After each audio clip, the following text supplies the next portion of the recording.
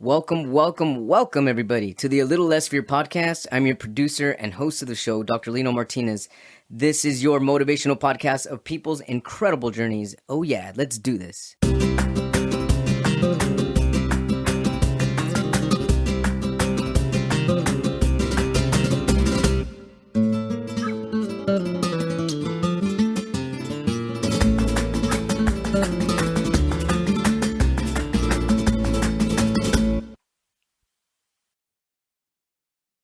Welcome back, everybody, to the A Little Less Fear podcast. Today, I would love to welcome Margarita Yang. She's a game changer for millennials tired of running on a never-ending financial treadmill. Yep, this is her, Margarita Yang. This girl is on fire. And not only is she a money-saving guru with over 1 million YouTube views, but she's also written Amazon bestsellers like The 5-Day Job Search and 1,000 Ways to Save Money. Annie's not a Gen Xer or from an earlier generation. She's a millennial who understands how crazy the job market and keeping a positive bank account status is right now. So if you're overwhelmed by your student loan debt, finding a better job, or how you'll pay all your bills, Annie's latest book has the tips you need. Welcome to the A Little Less Fear podcast, Margarita Yang. I love your name. It's awesome. Lino, thanks for having me on. Yeah, this is amazing. So, hey, welcome from Boston to California, California to Boston. Welcome to A Little Less Fear podcast. What brings you to your current journey to where you are at today? Well, a little background about me. I didn't go straight to college because my parents are working class Chinese immigrants, and I didn't want to take on any student loan debt. And we were poor, right? So it didn't make sense to me to go to college undeclared, not knowing what to do with my life, and take on student loan debt while doing it, because I was reading back in 2010 stories about people who graduated college and came out unemployed or underemployed. So I figure, okay, let me just go straight into the work world after high school. So I worked a whole string of minimum wage jobs. Then after that, I ended up getting a bachelor's degree in communications. But right after that, I was working at Domino's Pizza for $7.50 an hour. So it wasn't that golden ticket that everyone was pressuring me to believe. And then when my husband and we moved from like Texas to Boston, I said, this is a new life for us. Nobody knows me, and I want to just create my life. I don't want to care what other people think about me, right? And I was really good at saving money because I lived on minimum wage. I had to manage the cash flow on a minimum wage. So I got really good at that. And I was like, well, if I can save money on minimum wage, why can't I manage the cash flow and the finances for a business? It's just the same thing, but on a larger scale. Sure. So I wanted to work in accounting. And with all these recruiters and hiring managers telling me I'm unqualified because my resume says I don't have an accounting degree, I was like, yeah, whatever. I'm just going to find one person who's going to say yes to me, right? Sure. And then after 7 days, I got an offer. That worked out not so well because after 2 months, I realized I didn't fit in with the culture. So I looked for another job again, and I got the offer in 6 days. And then a year later, I wanted to buy a house, and I needed the income to qualify. So it was time to look for another job again, and I got it in 5 days. So all along this way, people telling me, it's not possible, you can't do it. I don't believe them. I'm just going to keep going. And then bam, bam, bam, job offers, right? So that's how I'm here today. You started getting job offers after job offers. Basically. And what happened after that? Well, then after that, I started my own accounting firm because I wasn't getting along well with my coworkers. I still work at this job where I don't get along with my coworkers. They're actually very, very passive aggressive toward me, but my accounting is very stellar. So my boss isn't willing to let me go, like fire me or whatever. I kind of have a lot more leverage in this situation. So I work quote unquote full time officially, but I really work only 10 to 15 hours a week at this job. Mm-hmm. And in that free time that I've created, I started an accounting firm. But then after the SVB bank collapse, I realized this what's happening right now, the banking crisis isn't a one-off. We're going to have even more. And I knew that we're going to have more layoffs. So after that, I published the book, The 5-Day Job Search, to help people who are getting laid off, who need a new job quickly. Yeah. So that's what I'm doing now. And so because a lot of people were being laid off, you found that there was a need with the collective, and the need was to write a book, The 5-Day Job Search. What went through your mind during the process of creating this book? I actually started writing the book a few months before that. I actually had finished writing the book before the SVB bank collapse even happened. But it was like a side project. It wasn't a main focus. So sometime back in November 2022, I was trying to go to sleep and I can hear voices in my head. I'm really intuitive. I'm not schizophrenic. These are very kind, loving voices that I hear. Sure. And at 1 o'clock at night, trying to fall asleep, I just hear, Annie, you got to write your next book. You need to put 1, 2, 3, 4, 5, 6, like all these different things in the book. And then I just said, can you like find someone else who can hear you to write this book? There's no need for this book to go out into this world. There's already a ton of job search books, a ton of career books. And they were just like, no, you need to write this book. And this was actually in November 2022. It was actually before any layoffs happened. It was before that. Yeah. So I was like, I don't understand why you guys are up there are pressuring me to write this book. And then ever since I wrote it, it's been it all so came many together. layoffs. Yeah, you were meant to. You followed your path. So you heard the voice either from the collective or from your higher consciousness. Obviously, it was a higher consciousness that came through you to let you know that this was going to be part of your path, the next thing that was going to be on your journey, because there was going to be something that was going to happen where people were going to be in need, and you are able to do this. And so the tools were given to you already, predestined. That's what it feels like to me.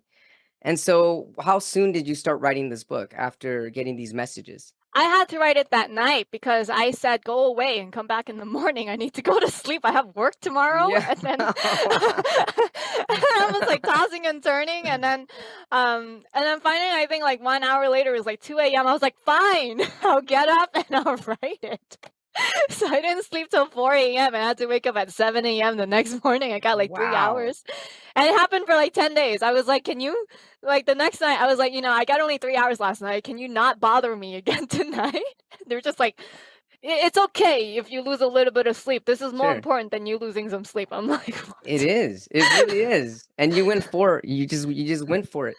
And so how did you begin to organize the book? Because it takes, a series of organization. How did you know what was going to come first and what the meat of the book was going to be and how it was going to end?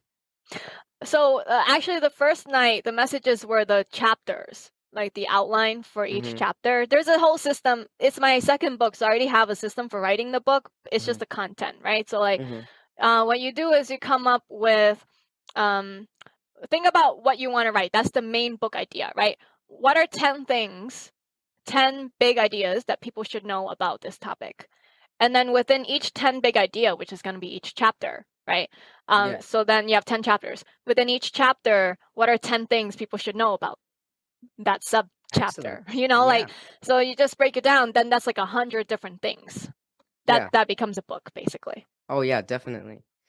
And so did you have to do any specific research? I imagine you did. Did you actually have to go look at some research articles, some journal articles, and do a research part of it? Or how is it broken down?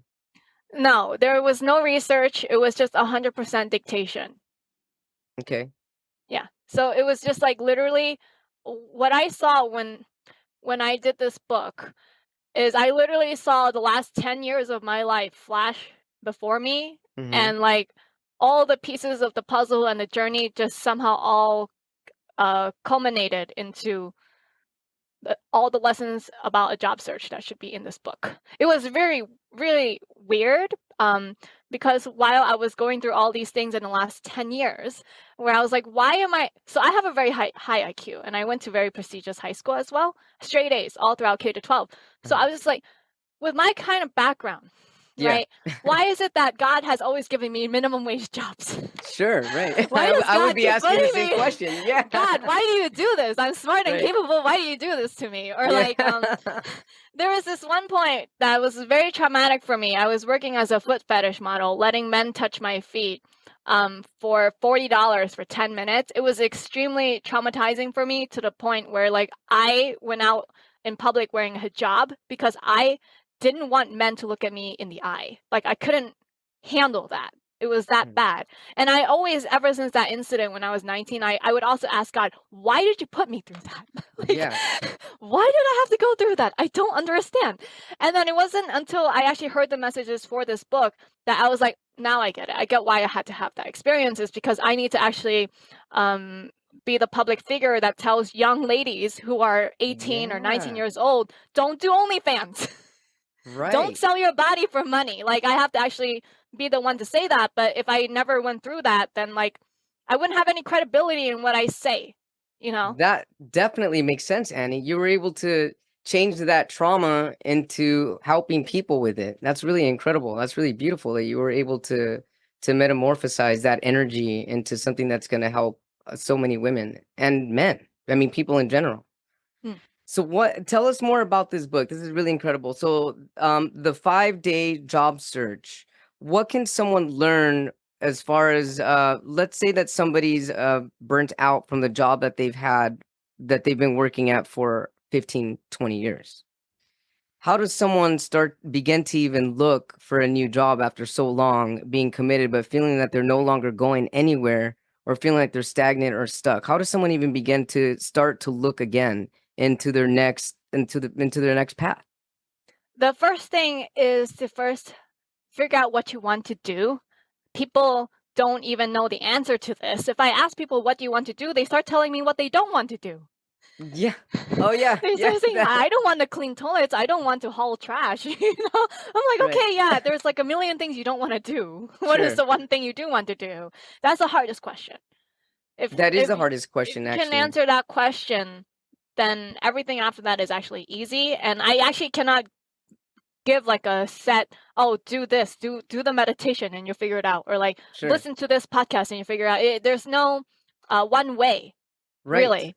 Yeah. No, there isn't one there's not one way. And it's really interesting because that goes for almost anything in life. It seems that a lot of people really don't know what they want, whether it's relationships or whether it's in life in general. I mean, as they know what they don't want, but they haven't really looked into the positive part. Like, what do I want?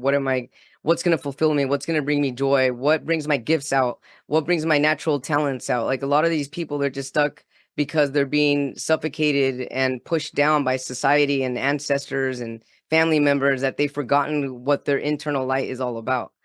So, as far as this 5-day job search, what can somebody look? Why 5 days? How about that? Why 5 days? 5 days is because I needed something catchy, and I know a lot of people like instant results, and I want to feed that like instant gratification that people have. Okay. But if you've come across the 4-Hour Work Week by Tim Ferriss, you're like, wow, I could work only 4 hours a week. And then you Yeah. open the book and you start reading it, and he starts outlining how difficult it is and all the systems and processes you have to put in place so that you can finally walk away and work only 4 hours managing someone else who's doing all the work. Right? Yeah. But to get to that point is actually a lot of work to even get there. So it was the same thing.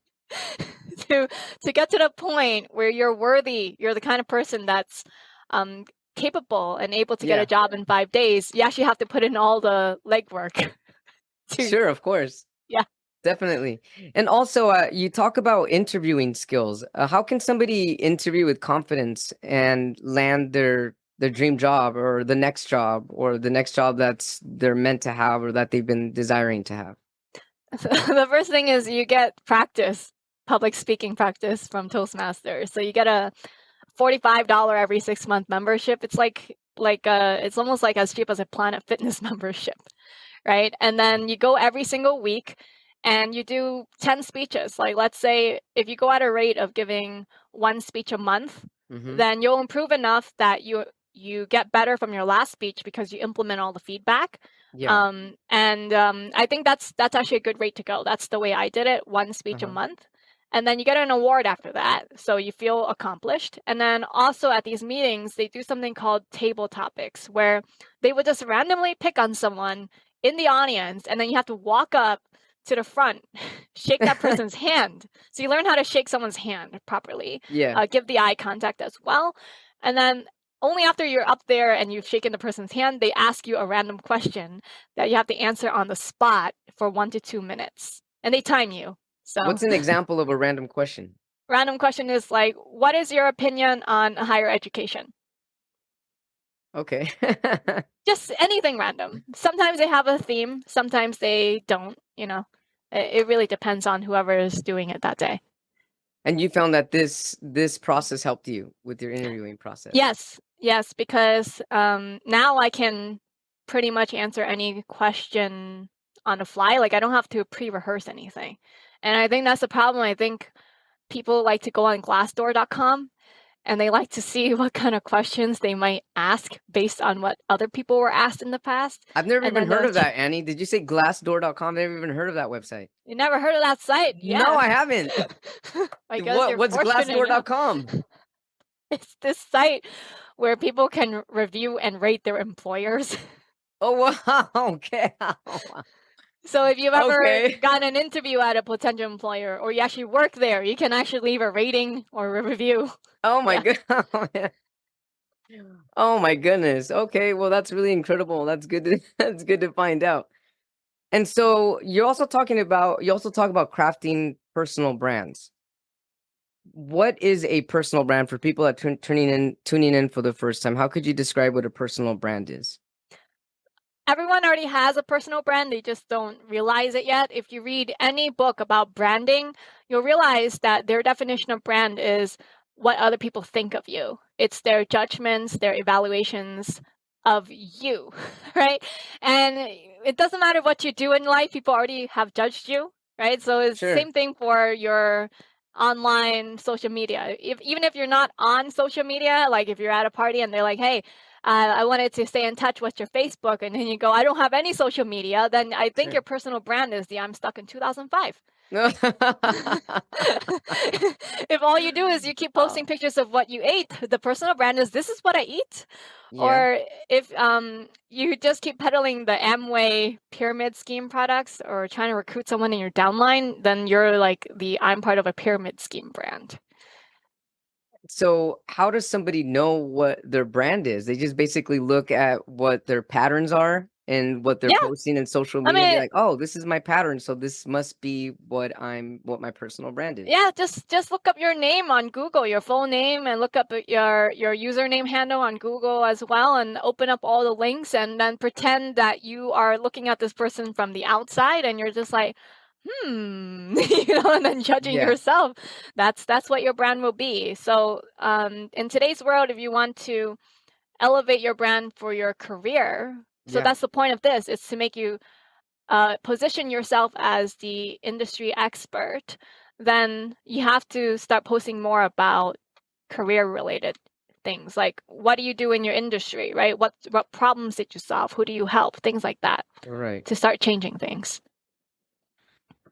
This is really incredible. So what people need to do first to find out what the personal brand is take a look back, like third person. What am I, what am I representing? What do I even look like when I'm doing these things? And what kind of message am I trying to give out to the world? And then from there on, you can start to figure out if that's even because we have to have a personal brand, right? I mean, it's not going to go anywhere. This is going to keep getting bigger and bigger with digital technology. I mean, Yeah, I think it's the new resume. yeah, it is the new resume. Can we talk a little bit more about that? Yeah, the resume. I tell people to apply to 50 jobs a day, and they tell me it's not possible.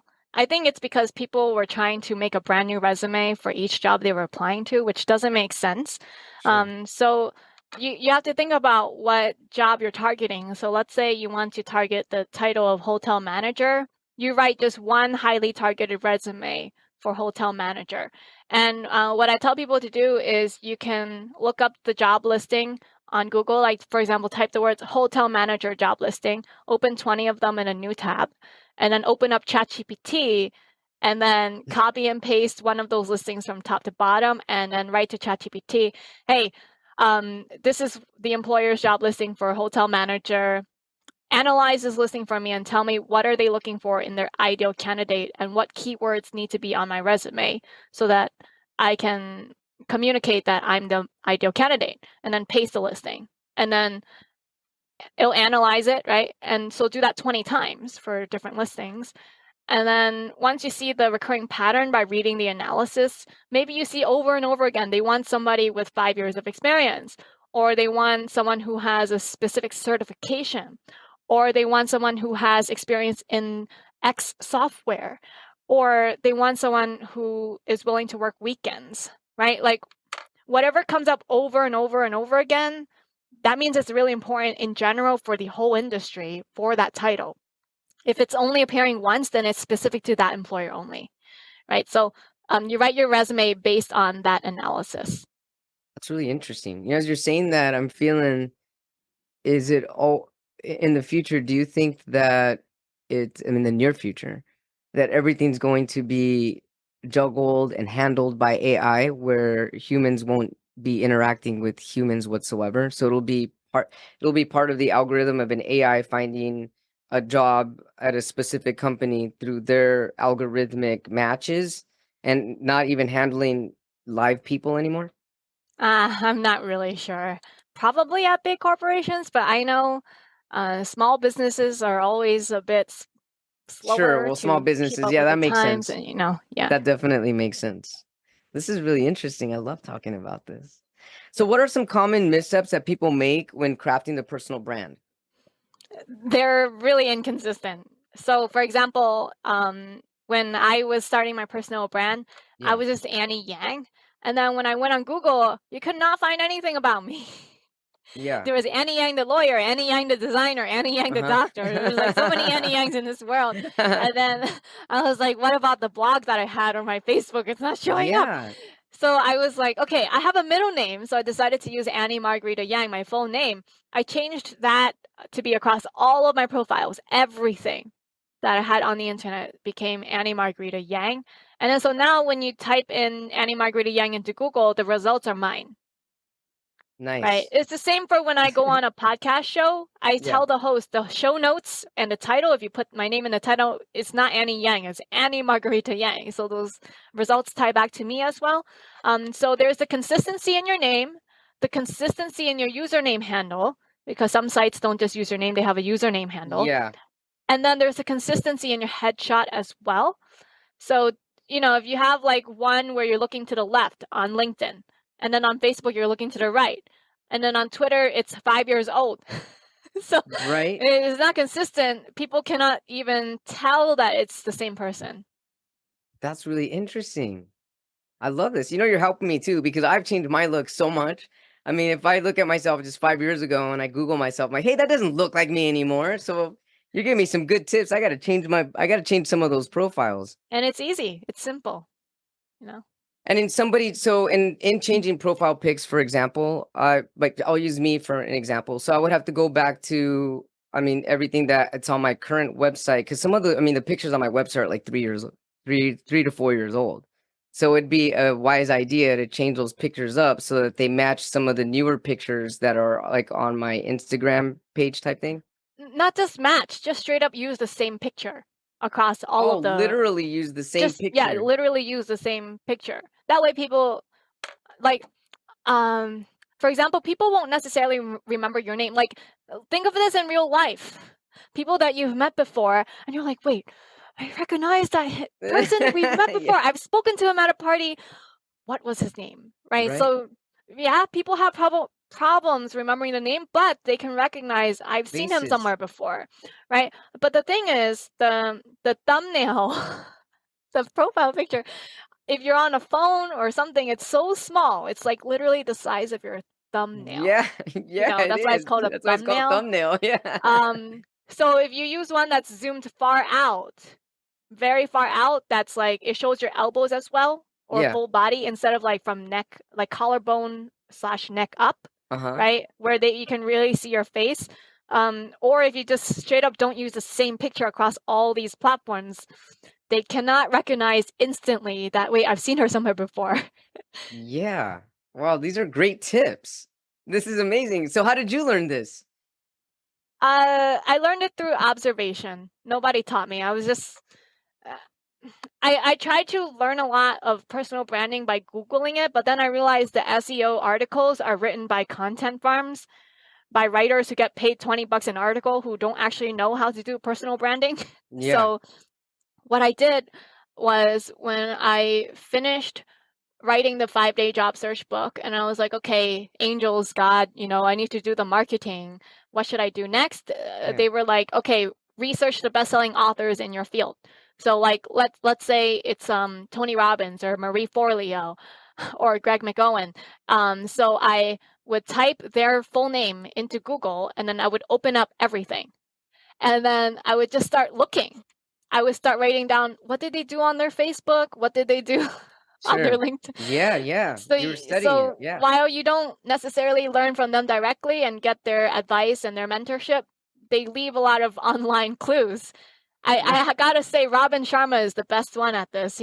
His brand is very polished, and he actually does use the same headshot across all profiles. He even uses the Wow. same banner across all his profiles as Wow. well. Very, very consistent. That's amazing. I love all these tips that you're giving. This is great. And so you had to change, you had to make sure that that Annie Margarita Yang was consistent, and you had to make sure that your profile picture was consistent. What else needed to be consistent? The bio. You see, if you keep making a new bio for, like, let's say you became a writer for the New York Times, and then you 2 years later became a writer for Business Insider, that stuff, the byline, the bio, and Yeah. then the bio actually on your site is outdated. That's like from 5 years ago.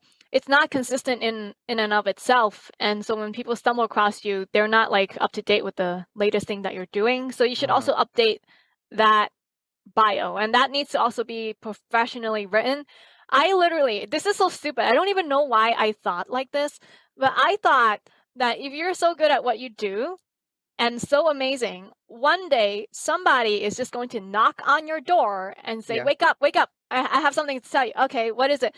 I want to make you so amazing. I want to do your public relations. I want to write a professional bio for you. I want to show you off to the world. I want to give you an award. And then I was like, wait, that doesn't actually happen. Like, unless you're like Justin Bieber, where someone found Right. you on YouTube, and then they Right, just right, were like, he's right. talented, let's take him, and then Sure. we'll pour all this money into Justin Bieber to make him Yeah. world famous, right? It doesn't actually happen, right? And then I was like, wait, I'm not gonna get a professional bio unless I pay for it myself. Like, that's the only way. So I just paid a copywriter to write it. Well, that's amazing. And so when somebody pays a copywriter to get a professional bio, what goes into that? And what makes it a professional bio? Is it adding SEO to it? I mean, specific keywords? What makes it professional? I think the first thing my writer asked me is, she asked me, what did I want to do? Like, what is this trying to accomplish? Because at the time I was just a YouTuber, and then also, what was I? Just accountant, basically. And then she was just like, but who are you trying to help? What are you trying to provide? What value do you provide to people? So that was the Yeah. focus, is like, what do you want to do for your future? It's not about what you've done in the past. That's the first thing. And then the second thing is, she managed, I don't know how she does it, but maybe because I'm too close to myself to be objective, so I'm Yeah. a little bit more self-conscious. But like, for example, my YouTube channel has 18,000 subscribers, but it has 1 million views, right? But so these days, when you have 18,000 subscribers, it's a small channel, right? These days, yeah. It's not like back in 2005 was like, wow, you have 18,000. No, it's these days it's considered small. So I actually was a little self-conscious about that. But then I told her about that, and then she just straight up didn't even include that. She just said Annie Margarita Yang's YouTube channel has 1 million views. And then I was like, oh, she like just handpicked Yes. the facts that sound Right. better. Yes. Yeah. Oh, that makes sense. That's incredible. And how Yeah. did you find this copywriter? I found her also through a Google search, but I specifically wanted someone who did it herself, and not like a company that pays an intern or someone else minimum wage to write it. So Sure. her name is Cheryl Clark, and the name of her company is Phenomenal Writing LLC. She's a one woman company. So when you're working with her, it's just with her. That's awesome. Thanks so much for that information. That's really incredible input. And so you have two books out, The 5-Day Search and The 1,000 Ways to Save Money, correct? That's right. Do you feel a third book coming out? I think I could write maybe even 100 books. Oh, I'm sure you can. Yeah, I think because what I want to do is I want to help people with their finances, but it's hard to help people one-on-one. I think Yeah. I want to just give people the information, and they should be able to help themselves at Yes. their own pace, especially because Yes. people feel guilty and shame and embarrassment around money. Right. It's something they want to keep private. So I think I would just want to keep writing books and creating content. So I do plan on writing maybe like a whole set of books, just like the series for dummies. Uh-huh. Oh, I They love have that. like they have like That's awesome. 2,000 books in their series, right? So Yeah, they something do. similar to that. Yeah. And so what's the biggest takeaway from your 1001 ways to say why 1001? 1001 Because ways to save money. that sounds nicer than 500 or Okay. 100. Well, there is that, right? But because also when I was working minimum wage jobs, I had people who made more money than me. And they came up to me, they were just like, I don't understand how you can save 25% of your income on minimum wage. And then I was just like, I don't understand how you can't. Yeah. And then I started listing ways, and then I kind of just got sick of people coming to me with the same question over and over again. And I was just Yeah. like, why don't I just write this reference book? There's 1,000 of them, and you can just handpick the ones that apply to your life. Because if I tell someone to move into a studio apartment to save money, it doesn't make sense if you have 2 kids, like Right. so it's different for everybody. So I just have this 1,000, and people should apply it based on their own situation. That's awesome, Annie. And when you wrote that book, did you also get that in the form of messages? Like you have to write this book? That one specifically, that's weird. I stumbled upon it. That was a stumble upon idea. So what I wanted to do is I wanted to do something like Dave Ramsey. I was like, Dave Ramsey's famous. He has his radio show, and I want to help people with their finances. And there's no such thing as a W-2 job where you do that. And at the time, I was in community college, and nobody could tell me how I could progress in my career in helping people with their finances. A financial advisor just sells stocks. They try to Yeah. sell you a fund, and that's not what I'm trying to do. I'm trying to actually sell people information. That's a completely different thing. And nobody could give me advice. The only advice they gave me was you have to network. Okay. And so I went to the Small Business Expo. The entry fee was free. I went there. It was in Javits Center. And then I came across this high pressure sales pitch that was like, okay, if you want to write a book and grow rich, publish a book and grow rich, or something like that, the Yeah. normal workshop is $999. But if you Yeah. buy it today, it's going to be $97, and Right. nobody's buying it. Nobody's buying it. Right. And then they said, if you buy it now, it's $97, and then you can bring a friend for free.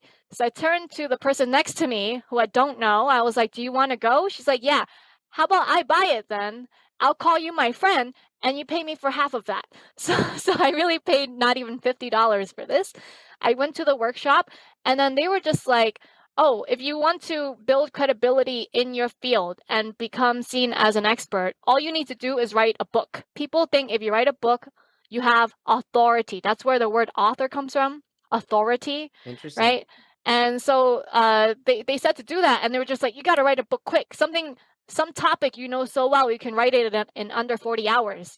And I was Yeah. like, well, the story of my life, saving Sure. money, Yeah. saving money. Right. So I just stumbled upon that idea. I didn't hear that. That's awesome. I love that story, Annie. That's really motivating. And even though you just stumbled on it, it's still a path that you chose to listen to, and it's still a path that you decided to walk. And so you may have stumbled into it, but you also trusted your intuition, which is really, really what a lot of people, um, I feel that a lot of people need to trust their intuition more to get them to the next step or to get them to the next phase in their life. And that's something that you're really good at. That's amazing. For real. That's great.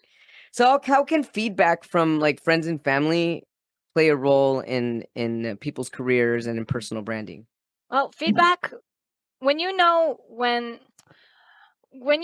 like what could be improved and how to improve it, that is what will actually get you to the next level. I think the problem is people don't want to listen to feedback. They think that if they listen to any form of criticism, then that's a personal attack, and that's simply not true. Like I'm the kind of person, because I can take feedback quite well, I will give unsolicited feedback, and then I have gotten very bad reactions from people in return because it's unsolicited, right? So I've come to Mm, realize that you have to ask for feedback. because I no longer give unsolicited feedback. I only give feedback if someone asks. And I've come to realize if you want to get better, you actually have to go and ask the people around you, what do you think could be improved? It could be in anything, not just your personal brand. It could be at your workplace. What skills do you think I need to improve in? What do you think is my gap? Because you cannot see yourself clearly. You have blind spots. And when you don't know what you don't know, that is the worst thing. Yeah. That is worse than knowing what you don't know, because at least you know you don't know what you can work on it. But if you don't know it, you'll never be able to work on it or fix your problem. So that's why it's important to ask for feedback when it comes to your personal branding. That really is super duper important. I can also see how some people can get defensive or even hurt by constructive criticism. Like, well, what do you mean? You know, so it's really important to take a look and know that this is actually for your benefit and for your greater good. And also, like, who do you know? Like, who are the right people to ask this type of feedback? You only ask for feedback from people who are already doing what you want to do. Do not listen to people who are not doing and do not have the results that you already want to do. This is so basic and simple, but Right. it is actually the number one secret to success. Right. It is very important. You be careful who you listen to. It is the last of greatest freedoms. I know you're a Buddhist, so you understand this. Even when they strip away all your physical freedom and they take everything away from you, the one last freedom that nobody, no human being can ever take away from you is what you choose to believe in, who you choose to listen to. So this is actually a really important concept when it comes to being successful. Be careful who you listen to. I love this piece of advice, Annie. I mean, that's really incredible. You want to make sure that if you're headed in a certain direction or you want to be at a certain place, ask someone that's already there. How can I improve? Could you take a look at this for me? Can you give me some information, more information on this? How did you figure this out? How do even colors? I mean, even just how does this color look to you? And just trusting that process because I mean, they got there somehow. They got there because they probably got feedback from other people as well. And That's they're right. able to get to where they're at. This is incredible. So where did you get your feedback from? I got it from my life coach. So every time I'm struggling with something, I go to her, and then I don't know what she does, but somehow she just says something to me that shifts my mind about something, and then the next thing you know, I'm able to solve my problem. So I love that. yeah. But yeah, like for example, let me give you an example of a way people get the wrong feedback, wrong advice. Yeah. Like when you're 18 and you're trying to figure out what to do with your life and you're deciding on your major, who do you ask? Yeah. You start asking your parents, Mom, Dad, how do I become an artist? Mom, Dad, how do I become an engineer? Ask your guidance counselor, my guidance counselor, how do I become an accountant? Like how do I do accounting well? Like that's the wrong person to ask. Right. Yeah, But they keep definitely. asking the teacher, they ask the guidance counselor, they ask their parents, because these are people that they've known. But that's actually the wrong person to ask. You Yeah. have to ask the actual engineer, do you like Right. what you do? What do you not like about what you do? So I make sure maybe this is not the right career for me, right? Yeah. If you want to make a lot of money, if that's the thing you want to do, you go to a business owner and you ask the business owner, what advice do you have for me? You don't go to your teacher, your guidance counselor, your parent, Right. okay? Oh, Annie, I love this advice. This is incredible. I love this. You know, you mentioned earlier you have your bachelor's in communication. I also have my bachelor's in communication. And I remember back in the day, I really didn't know. I didn't have this type of guidance either. I just went with what I felt was natural for me at the time, which was communication. And so that's what I ended up with getting my bachelor's in, but ended up with psychology degrees. But it's still Wow. communication. It's still communication either way. We're You're constantly literally using communicating. it. You're on a podcast. I know, right? I know I am. I love this. What about storytelling? How can that play a role in personal branding, storytelling? Well, people connect more to your story than your skills and your experience. Yeah. They want to get to know you as a person. So, what I tell people is they have to think about their own. This is a little too deep, maybe, but your ascribed identity. So, the things about your identity that you can't change. Like, for example, I'm a woman, Hmm. I'm a millennial, I'm Asian American. Like, think about those kinds of things And then think about the stereotypes that are attached to it. So Sure. for me specifically, I mean, I've got the three minorities right there. Like I've got the, oh, I'm a woman, so I have a glass ceiling. I have a bamboo ceiling because I'm Asian American. And then I'm a Hmm. millennial, so people must think I'm spoiled, entitled, and all sorts of things, lazy, right? Sure. So I have those stereotypes tied to me. So start with that, but instead make the story about this is where I'm starting from, but this is where I Hmm. want to go. See, it doesn't matter where I started from. This is where I want to go. I want to go make $1 million. I want to make enough money to support my family, right? Like, Yeah. what do I want to do? I want to write 100 books. So it's more about where you're going, but people can also kind of relate to that. Oh, but she came from this kind of thing. Yeah. Just don't make it a victim mindset kind of story, Oh think yeah. Get more out about of the like this is victim where I'm consciousness. going. Right. Where am I going? Yeah, so turn that into your story. I love this, Annie. This has been really amazing, really motivating. I love your energy. Thank you so much for being on A Little Less Fear podcast. Do you have any final words? What's one thing you want the world to know? I think I want the world to know they've got to go big or go home. That's the best thing. I always leave this as the final message, go big or go home. That's why I say apply to 50 jobs a day, because you do that for 5 days, you'll have applied to, or a week, over 300. And if you think about it, so the average job seeker takes 6 months to land an offer. Mhm. And you ask those people who've been unemployed for 6 months, well, how many jobs did you apply to every week? Oh, I applied to like 5. I applied to 10. So they end up applying to about 300 as well, but they spread it out over 6 months. Why Yeah. not have a better life and save yourself the headache and the frustration by taking that 300, and instead of doing it in 6 months, shorten that to a week? Yeah, just do it all at once. Do it all at once, because then when you get the interviews coming, if you have maybe 3 of them lined up, you don't feel desperate. That's true. You don't And have you any actually get desperation in your motivated by energy. that momentum.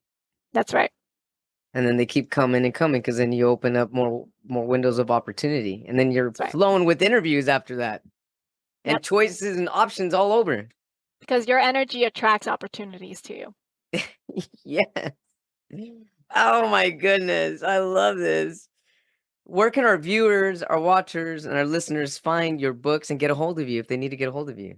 The best way to get a hold of me is by heading over to AnnieYangFinancial.com. That's ANNIEYANG Financial.com. And the 5-day job search audiobook is actually free. You can listen to it by downloading it on AnnieYangFinancial.com. There's a link at the top. It says audiobook. Just put in your name, your email address, and then you can download. Annie Margarita Yang, everybody. And I'm going to end this with a poem that I wrote dedicated to this podcast episode. It's called Don't Forget Where You Come From. Don't forget where you come from and what you are made of. For your gifts are yours to transpire and impart to inspire. Brand yourself with and in energy you were made to give the world, and you will receive so much more. And shine like a raw diamond in a newly found rock. That's it, everybody, here with Annie Margarita Yang on A Little Less Fear podcast. Thank you so much for blessing us with your incredible energy, your motivation, and your inspiration. Looking forward to keeping in touch and keeping connected with you. Thank you, Dr. Lino. My pleasure. Thank you all so much for tuning in to the Dr. Lino Show, A Little Less Fear podcast. If you'd like to get a hold of me, you can do so by sending me an email at a little less fear at gmail.com or through an inquiry from my website at www.alittlelessfear.com, where you will always find information on where to get my book. You can get my book on Amazon and Amazon paperback version, Kindle or Kindle Unlimited. And I also create incredible visual video poetry for people that are interested in marketing or even just to send a personal note to anybody or somebody that you might love. So yeah, check it out. I love it. Poetry is my passion, one of my other passions, aside from doing what I do right now, which is giving you all the motivation that you need to keep growing, to keep motivating people, motivating yourself, and to keep expanding. I love you all so much. Have a blessed day and take care. Rock on.